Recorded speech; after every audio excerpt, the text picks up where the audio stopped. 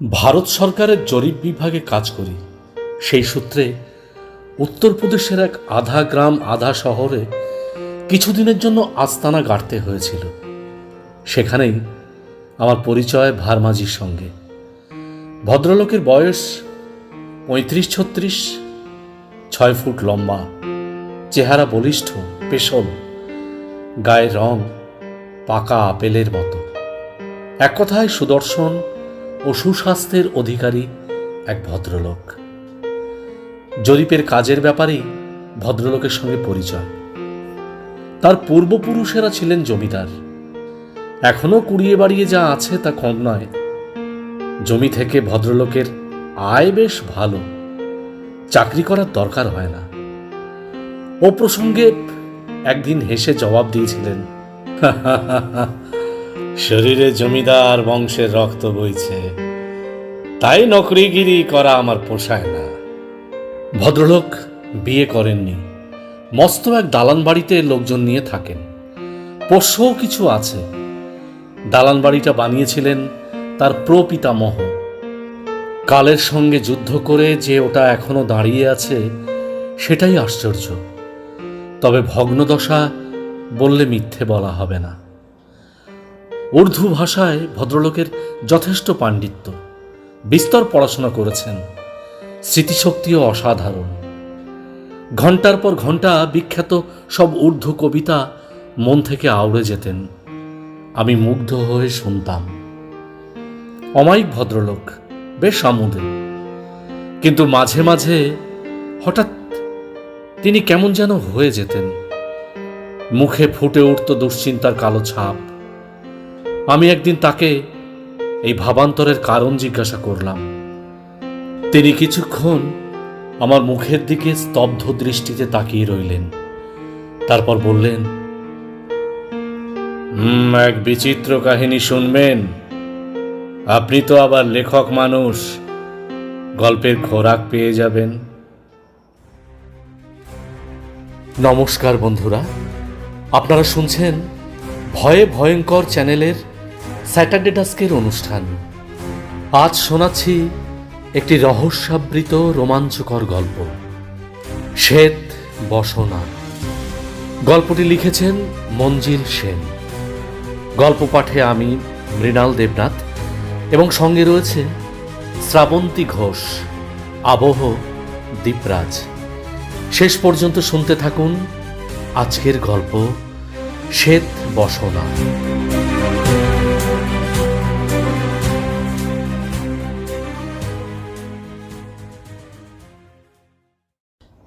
কথার ছলে আমি একদিন তাকে বলে ফেলেছিলাম,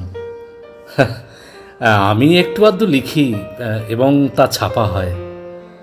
ভারমাজি একজন পরিচারককে ডেকে বললেন, বাবুজি আজ রাত্রে এখানে খাবেন, সেই মতন ব্যবস্থা করো। আমি না না করে উঠতেই তিনি ডান হাতটা তুলে থামিয়ে দিয়ে মৃদু হেসে বললেন, আমার কাহিনী শুনতে শুনতে রাত হয়ে যাবে। একদিন না হয় গরিবের কুটিরে রুটি আর সবজি খেয়ে যান। শীতের সন্ধে, কনকনে ঠান্ডায় জমে যাওয়ার মতো অবস্থা। দরজা জানলা বন্ধ থাকলেও বোধহয় এখানে ওখানে ফাটলের ভেতর দিয়ে ঘরে হিমেল হাওয়া ঢুকছে। ভদ্রলোক সেটা লক্ষ্য করলেন।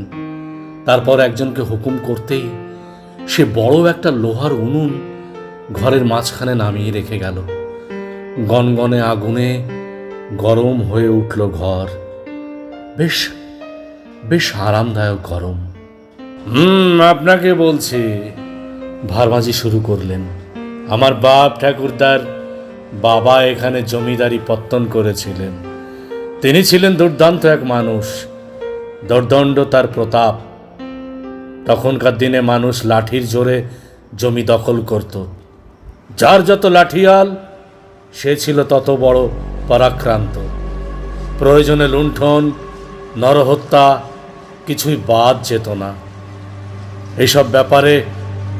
এইসব ব্যাপারে আমার প্রপিতামহের ছোট ভাই ছিলেন সিদ্ধহস্ত, আমার প্রপিতামহের ডান হাত। ওরা ছিলেন দু ভাই। বড়জনের নাম বিক্রম ভার্মা, আর ছোটজনের নাম বিনোদ ভার্মা। বিক্রম ভার্মা বিয়ে করেছিলেন। তার 5টি সন্তান ছিল, 3 পুত্র 2 কন্যা। আমি দ্বিতীয় পুত্রের বংশধর। বিনোদ ভার্মা বিয়ে করেননি, সব রকম চরিত্র দোষী পেয়ে বসেছিল তাকে। বিক্রম ভার্মাও যে খুব সাধু পুরুষ ছিলেন তা নয়, তবে তিনি যা করতেন একটু রেখে ঢেকে করতেন। একটু বোধহয় চক্ষু লজ্জাও ছিল। আমাদের পুরনো বংশপঞ্জি থেকে জানা যায় তার স্ত্রী ছিলেন যেমন সুন্দরী তেমনি তেজি। তার সঙ্গে যোগ হয়েছিল ধর্মে অচলা মতি। স্বামী এবং দেবর যাদের সর্বনাশ করতেন তাদের অনেক পরিবারকেই তিনি গোপনে সাহায্য করতেন। এখন যে নদীটা দেখছেন ওটা তখন আরও চওড়া ছিল। স্রোতস্বিনী তো বটেই, গায়ের মেয়ে বউরা ওই নদী থেকে জল বয়ে নিয়ে আসত, মিঠে জল। সেটা ছিল বসন্তকাল। 2 দিন আগে হোলির উৎসব শেষ হয়েছে। গায়ের এক বর্ধিষ্ণু চাষির কিশোরী পুত্রবধূ গোধূলি লগ্নে পূর্ণকুম্ভ কাঁখে নিয়ে বাড়ি ফিরছিল। আজ তার একটু দেরি হয়ে গেছে, সঙ্গী সাথীরা আগেই চলে গেছে, তাই আজ সে একা। নতুন বউ নির্জন পথ দিয়ে একা একা ফিরছে। মেয়েটি এত তন্ময় হয়ে হাঁটছিল যে ঘোড়ার খুরের শব্দ তার কানে যায়নি। হঠাৎ পথ রোধ করে দাঁড়ানো এক কালো ঘোড়াকে দেখে সে চমকে উঠল। ছলাৎ করে জল উথলে পড়ল কলসি থেকে। তারপরেই তার নজর পড়ল ঘোড়সওয়ারের উপর। মস্ত এক জোড়া গোঁফ, বন্য এক জোড়া চোখ। ভীষণ আতঙ্কে তাড়াতাড়ি মাথার কাপড়টা খানিকটা নামিয়ে দেওয়ার চেষ্টা করতেই কলসিটা কাঁখ থেকে পড়ে গেল, গড়িয়ে গেল সব জল। আর অট্টহাস্য করে উঠল সেই ঘোড়সওয়ার।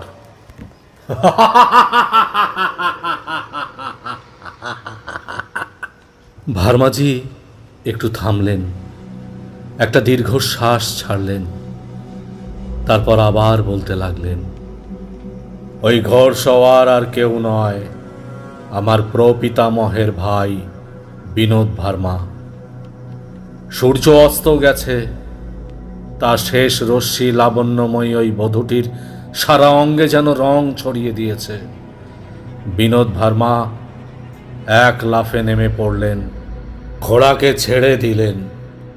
তার মতো বলিষ্ঠ পুরুষের পক্ষে ওই কিশোরী মেয়েটিকে পাঁজাকোলা করে তুলে নিতে তার এতটুকু কষ্ট হলো না। মেয়েটি যতক্ষণ পেরেছিল যুঝেছিল, কিন্তু বিনোদ ভার্মার মতো মানুষের কাছে সে যেন একটা পাখি। বধূটি কিন্তু আর ঘরে ফিরল না। সে আবার নদী লক্ষ্য করে হাঁটা দিল। সেই সময় এক বুড়ো মানুষের সঙ্গে তার দেখা। মেয়েটি উদ্ভ্রান্তের মতো নদীর দিকে ছুটে চলেছে। তাই দেখে অজানা আশঙ্কায় সেই বৃদ্ধ তাকে থামাবার চেষ্টা করে। মেয়েটি তখন বুড়োকে সব কথা খুলে বলে। তার 2 চোখ দিয়ে ঝরে পড়ছিল ঘৃণা। তারপরই সে ছুটে নদীতে ঝাঁপ দেয়। পরদিন অনেক দূরে তার লাশ পাওয়া যায়, স্রোতের টানে ভেসে গিয়েছিল। মেয়েটি নাকি বুড়োকে অনুরোধ করেছিল তার শ্বশুর আর স্বামীকে একটা কথা জানাতে।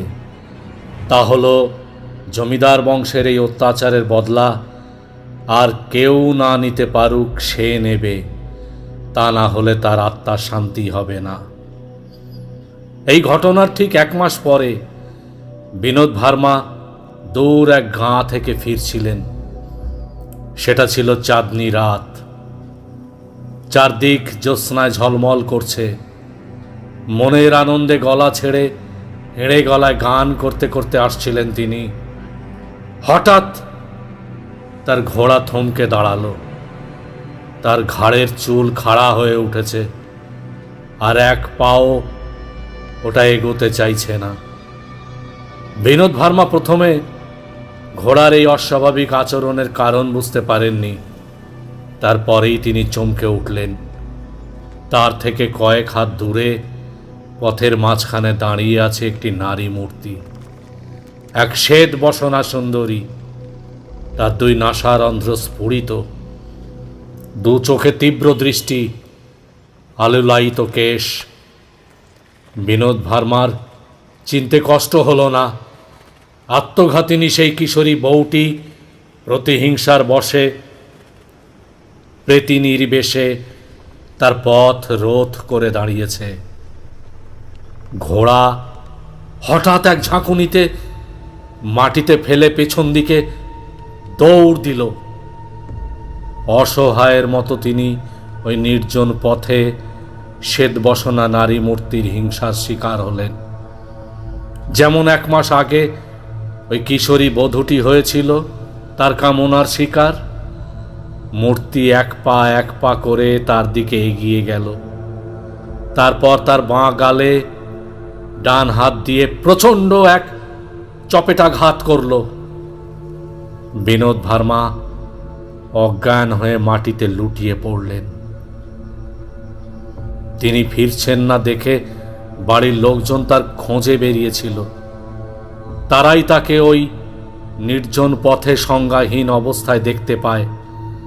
পুরো রাত তার জ্ঞান আসেনি। সকালে জ্ঞান হওয়ার পর তিনি তার দাদার কাছে ঘটনা খুলে বললেন।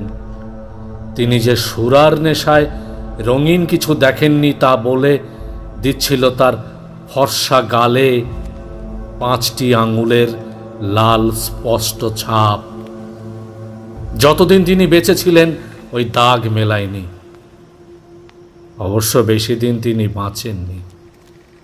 এই ঘটনার এক পক্ষকাল পরেই হঠাৎ হৃদযন্ত্রের ক্রিয়া বন্ধ হয়ে তিনি মারা যান। মৃত্যুর পূর্ব মুহূর্তে তার চোখে মুখে ভীষণ একটা আতঙ্কের চিহ্ন ফুটে উঠেছিল। মৃত্যুর পরেও তা মেলায়নি। আরও একটা আশ্চর্য ঘটনা ঘটেছিল। তার মৃত্যুর পর ঘরে একটা সাদা বেড়ালকে দেখা গিয়েছিল। সাধারণ আকারের বেড়ালের চাইতে অনেক বড়, ধবধবে সাদা। ধূসর দু চোখে যেন তীব্র বিদ্বেষের ছায়া। বেড়ালটা মৃতদেহের বুকের ওপর উঠে বসেছিল। তাড়াতে গেলেই হিংস্রভাবে তেড়ে আসছিল। তারপর নিজেই এক সময় অদৃশ্য হয়ে যায়। ওই শ্বেতবসনা প্রেতিনী যে সেই সাদা বেড়ালের রূপ নিয়ে এসেছিল, এ কথা তখন সবাই বিশ্বাস করেছিল। ভার্মাজি আবার থামলেন। এক গ্লাস জল ঢকঢক করে গলায় ঢাললেন। তারপর আবার শুরু করলেন। ওই ঘটনার পর থেকেই আমাদের বংশের কেউ মারা যাওয়ার আগে ওই সাদা মূর্তিকে দেখা গেছে। তারপরেই আবির্ভাব হয়েছে সাদা বেড়ালের। আমার বাবার মৃত্যু আমার স্পষ্ট মনে আছে। তার আগে আরেকটা ঘটনা বলেনি। আমার বয়স তখন 12। ওই নদীর ধার আমার খুব ভালো লাগতো। ফাঁক পেলেই আমি ওদিকে চলে যেতাম। সেখানে একটা ঘাটের মতো আছে। গাঁয়ের মেয়েরা জল নিতে আসে। তার কিছুটা দূরে সুন্দর একটা ঝোপের মতো ছিল। ভিতরটা কিন্তু পরিষ্কার। কেউ যেন যত্ন করে বানিয়েছিল। আমি ওই ঝোপের ভেতর ঢুকে পড়তাম। সঙ্গে থাকতো একটা গল্পের বই। ঝোপের পাশে মস্ত এক কদম ফুলের গাছ। তার ছায়া এসে পড়তো ঝোপের উপর। গরমকালে যখন ঘরে বাইরে অসহ্য হয়ে উঠত, আমি দুপুরেই ওখানে পালিয়ে যেতাম। ঝোপের ভেতর টান টান হয়ে শুয়ে পড়তাম। শরীর ঠান্ডা হতো, ঘুমিয়েও পড়তাম। ওই ঝোপটা ছিল আমার একান্ত নিজস্ব, একান্ত প্রিয়। একদিন আগুন ঝরা গরমে আমি ওই ঝোপে আশ্রয় নিয়েছি। সেদিন ঘুম আসছিল না। একটা খুব ভালো বই হাতে এসেছিল, সেটা শেষ করার তাড়নাতেই ঘুম উড়ে গিয়েছিল। কখন যে বেলা পড়ে এসেছে টের পাইনি। হঠাৎ কেন জানি আমার চমক ভাঙল, গা ছমছম করে উঠল। অথচ কোনো দিন এমন হয়নি। আমার মনে হচ্ছিল যেন প্রকৃতি হঠাৎ বদলে গেছে, পরিবেশের পরিবর্তন ঘটেছে। কিন্তু কেন তা আমি বুঝতে পারছিলাম না। ভাবছিলাম বেরিয়ে বাড়ির পথে হাঁটা দেব, আর ঠিক তখনই ঝোপের ফাঁক দিয়ে বাঁদিকের পথের ওপর আমার চোখ পড়ল। একটি নারী মূর্তি এগিয়ে আসছে, তার সর্বাঙ্গ শ্বেত বসনে ঢাকা। মূর্তির মুখ কিন্তু স্পষ্ট দেখতে পাচ্ছিলাম না। আমার কেন যেন মনে হতে লাগলো এটা অশুভ একটা কিছু। তাই ঝোপ থেকে বেরুবার চেষ্টা আমি করলাম না, সাহসও হলো না। মূর্তি হন হন করে এগিয়ে আসছিল। ঝোপের পাশ দিয়েই ওটা চলে গেল, ঝোপের দিকে ফিরেও তাকালো না। তারপরেই আমি স্তম্ভিত হয়ে দেখলাম খরস্রোতা নদীর জলের ওপর দিয়ে হেঁটে মূর্তি ওপারে চলে গেল। তখনও আবছা আলো আছে, আমার চোখের ভুল হয়নি। আমি বোধহয় খানিকক্ষণ জ্ঞান হারিয়েছিলাম। বাড়ি যখন ফিরলাম তখন আমার প্রবল জ্বর। 7 দিন জ্বরের ঘোরে আমি বিকার বকেছিলাম। সুস্থ হওয়ার পরেও কিন্তু আমি ওই ঘটনা কাউকে বলিনি। মনে হয়েছিল বলা উচিত নয়। আজও সে স্মৃতি মনে পড়লে আমার গায়ে কাঁটা দিয়ে ওঠে। ঠিক তার 1 বছর পরের ঘটনা। বাবা জমি জমা সংক্রান্ত ব্যাপারে ভিন গাঁয়ে গিয়েছিলেন। ফিরতে রাত হচ্ছিল। আমি আর মা উৎকণ্ঠা ভরে বাবার জন্য অপেক্ষা করছিলাম। বাবা ফিরলেন বেশ দেরি করে। আমি বাবাকে কোনোদিন বেচাল হতে দেখিনি, কিন্তু সেদিন দেখলাম তিনি টলছেন। মাও খুব অবাক হয়েছিলেন। বাবা ঘরে ঢুকেই তাড়াতাড়ি সদর দরজা বন্ধ করে চারিদিকে কি যেন খুঁজছিলেন। মা খাবার সাজিয়ে বাবাকে ডাকলেন। বাবা তখন একটা চেয়ারে বসে পড়েছেন, কেমন যেন একটা বিমূঢ় দৃষ্টি। মাকে বললেন, খিদে নেই, কিছু খাবেন না। মা রাগ করলেন। ছোট ছেলেটা বাবার দেরি হচ্ছে দেখে না খেয়ে বসে আছে, বাবার সঙ্গে খাবে বলে বসে আছে, আর তুমি? বাবা আমার দিকে চাইলেন, আমাকে ইঙ্গিতে কাছে ডাকলেন। আমি তার কাছে যেতেই তিনি আমাকে কোলে টেনে চুমু খেলেন। তারপর মাকে লক্ষ্য করে বললেন, আমার আমার খিদে নেই এ কথা সত্যি। আমি আজ ফেরার পথে সাদা প্রেতিনীকে দেখেছি। সাদা প্রেতিনী। কি কি বলছো তুমি? বাবার কথা শুনে মা আর্তনাদ করে উঠলেন। বাবার শরীরও থরথর করে কাঁপছিল। তিনি আমাকে বললেন, আমি যখন ঘরে ঢুকলাম তখন কি আমার পেছন পেছন সাদা মতো একটা কিছু ঢুকেছিল? আমি দুপাশে ঘাড় নাড়লাম। বাবা বললেন, আমার যেন মনে হলো একটা সাদা বেড়াল লাফ দিয়ে সদর দরজার কাছে এলো। তাই আমি ঘরে ঢুকেই দরজাটা তাড়াতাড়ি এঁটে দিয়েছিলাম। এই ঘটনার ঠিক 7 দিন পরে বাবার মৃত্যু হলো। ডাক্তার অবশ্য বলেছিলেন নিউমোনিয়া। পরে আমি বিনোদ ভার্মার সেই কাহিনী জানতে পারি। আমি যে শ্বেত বসনা নারী মূর্তিকে দেখেছিলাম, সেই যে আত্মঘাতিনী কিশোরী বধূর প্রেতিনী, তা আমার কাছে স্পষ্ট হয়ে গিয়েছিল। প্রতিহিংসার আগুনে আজও সে জ্বলছে। আমাদের নিবংশ না করা পর্যন্ত তার অতৃপ্ত আত্মা মুক্তি পাবে না। ভার্মাজি একটু থামলেন, তারপর বললেন, আমাদের প্রদীপ জ্বালাতে আমি একমাত্র বেঁচে আছি। আমি ইচ্ছে করেই বিয়ে করিনি। আমার এক পূর্বপুরুষের জঘন্য অপরাধের অভিশাপ আমার ভবিষ্যৎ বংশধরদের কলুষিত করুক, এ আমি চাইনি। ভার্মাজি থামলেন। এজন্যেই কি মাঝে মাঝে আপনাকে চিন্তাক্লিষ্ট দেখি? আমি প্রশ্ন করলাম। চিন্তাক্লিষ্ট? বরং বিষাদক্লিষ্ট বলতে পারেন। ক্ষমতার অপব্যবহার মানুষের যে কি সর্বনাশ ডেকে আনতে পারে, এই ঘটনা তার একটা জ্বলন্ত নিদর্শন নয় কি? সে কথা চিন্তা করি আমার মন বিষণ্ণ হয়ে ওঠে। মৃত্যুর জন্য আমি ভয় পাই না, তার জন্য আমি প্রস্তুত হয়েই আছি। আমি জানি যে কোনো মুহূর্তে তার পরোয়ানা এসে হাজির হবে। শুধু যখন সেই মূর্তি দেখা দেবে, তাকে সম্বোধন করে বলবো, মা, আমার মৃত্যুর পর তোমার আত্মা শান্তি লাভ করুক, তুমি মুক্ত হয়ে স্বর্গধামে গমন করো, এ পৃথিবীতে আর তোমার কোনো প্রয়োজন নেই। ভার্মাজির কণ্ঠস্বর আর্দ্র হয়ে উঠল। জরিপের কাজ শেষ হলে আমি ওখান থেকে চলে এলাম। আসার আগে ভার্মাজির কাছ থেকে বিদায় নিতে ভুললাম না। তিনি আমার দুহাত চেপে ধরে মৌন বিদায় জানালেন। দু চোখ ছলছল করে উঠল। ভার্মাজির সঙ্গে আর কোনো যোগাযোগ রাখতে পারিনি। প্রায় 1 বছর বাদে ওই গ্রামে আবার আমাকে যেতে হয়েছিল। ভার্মাজির মৃত্যুর খবর সেখানেই পেলাম।